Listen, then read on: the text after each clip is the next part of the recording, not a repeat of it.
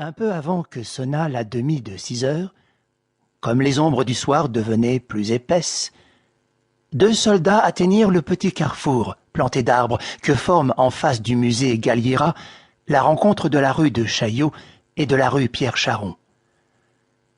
L'un portait la capote bleu horizon du fantassin, l'autre, un Sénégalais, ses vêtements de laine beige à larges culottes et à veston cintré dont on a habillé depuis la guerre les zouaves et les troupes d'Afrique.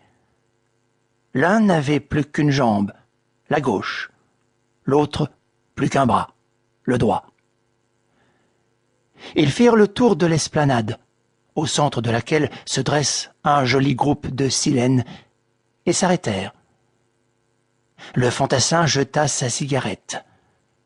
Le Sénégalais la ramassa, en tira vivement quelques bouffées, la pressa pour l'éteindre entre le pouce et l'index, et la mit dans sa poche. Tout cela sans un mot. Presque en même temps, de la rue Galliera, débouchèrent 2 autres soldats, dont il eût été impossible de dire à quelle arme ils appartenaient, leur tenue militaire se composant des effets civils les plus disparates. Cependant, l'un arborait la chéchia du zouave, l'autre le képi de l'artilleur. Le premier marchait avec des béquilles, le second avec des cannes. Ceux-là se tinrent auprès du kiosque qui s'élève au bord du trottoir. Par les rues Pierre-Charon, Brignoles et de Chaillot, il en vint encore, isolément, 3. Un chasseur à pied, manchot, un sapeur qui boitait, un marsouin dont une hanche était comme tordue. Ils allèrent droit, chacun vers un arbre, auquel chacun s'appuya. Entre eux, nulle parole ne fut échangée.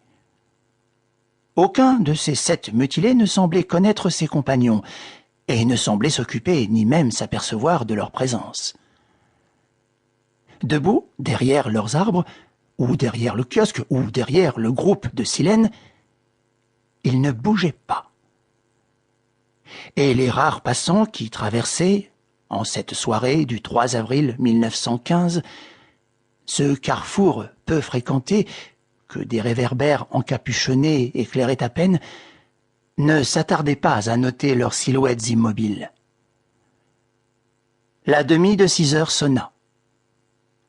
À ce moment, la porte d'une des maisons qui ont vue sur la place s'ouvrit. Un homme sortit de cette maison, referma la porte, franchit la rue de Chaillot et contourna l'esplanade. C'était un officier, vêtu de kaki.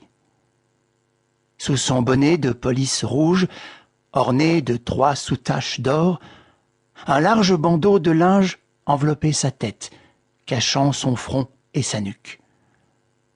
L'homme était grand et très mince. Sa jambe droite se terminait par un pilon de bois muni d'une rondelle de caoutchouc. Il s'appuyait sur une canne. Ayant quitté la place, il descendit sur la chaussée de la rue Pierre-Charon. Là, il se retourna et regarda posément, de plusieurs endroits. Ce minutieux examen le ramena jusqu'à l'un des arbres de l'esplanade. Du bout de sa canne, il toucha doucement un ventre qui dépassait. Le ventre se rentra. L'officier repartit. Cette fois, il s'éloigna définitivement par la rue Pierre-Charon, vers le centre de Paris. Il y gagna ainsi l'avenue des Champs-Élysées, qu'il remonta sur le trottoir de gauche. 200 pas plus loin, il y avait un vaste hôtel, transformé, ainsi que l'annonçait une banderole, en ambulance. L'officier se posta à quelque distance, de façon à n'être point vu de ceux qui en sortaient. Et il attendit. Les 3/4, puis 7 heures sonnèrent. Il s'écoula encore quelques minutes. 5 personnes s'en allèrent de l'hôtel. Il y en eut encore 2 autres. Enfin, une dame apparut au seuil du vestibule, une infirmière vêtue d'un grand manteau bleu que marquait la Croix-Rouge.